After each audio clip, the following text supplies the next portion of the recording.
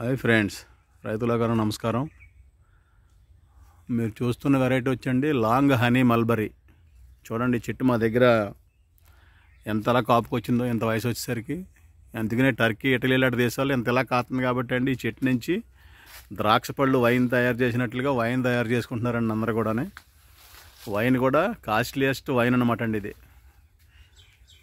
ద్రాక్ష కన్నా ఎక్కువ రేటు అమ్మే వైన్ అండి ఇది. చూడండి ఇంత కాపు కాస్తున్నాయి, ఇలా చెట్లు పెంచుకుంటే ఇది వైల్డ్ వెరైటీ అనమాట. మారితే సరైన బలమైన భూములు ఏమి అక్కర్లేదు. నోళ్ళని ఇసుక నేలలో, తేలిక నేలలో కొద్దిపాటి నీళ్లు ఉన్నా లేకపోయినా సరే కాసే రకాల్లో మంచి రకం అనమాట అండి ఇది. చిన్న చిన్న మొక్కలు పాతి అప్పుడే కాయాలనుకోకండి, బాగా పెంచండి. ఒక వయసు వచ్చేంత వరకు పెంచి ఈ పండు గ్రీన్ కలర్ నుంచి మెరూన్ కలర్కి మారుద్ది అనమాట అండి. మారిన తర్వాత మీరు తిన్నట్లయితే జస్ట్ లైక్ ద్రాక్ష పండు కన్నా హెవీ స్వీట్గా ఉంటుందండి. చూసారు కదా కాపు ఎంత బాగుందండి ఇది. ఇంత హై హీల్డింగ్ వచ్చి రకం అనమాట అండి ఇది. మేము కూడా అలా పెంచుతూ ఉంటే కొన్ని విషయాలు మాకు కొంత లేట్గా తెలుస్తున్నాయి. 4 ఏళ్ళకి 3 ఏళ్ళకి తెలుస్తున్నాయండి కొన్ని విషయాలు. మీకు వెంటనే అన్ని విషయాలు తెలుసుకోవాలని చెప్పి ఆతృత ఉండటం మంచిదే, కానీ మరి మాకు తెలిస్తేనే కదా మీకు చెప్పగలిగేది.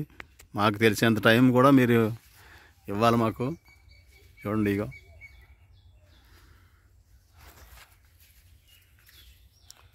దారాలా దిగిపోయినండి మొత్తం.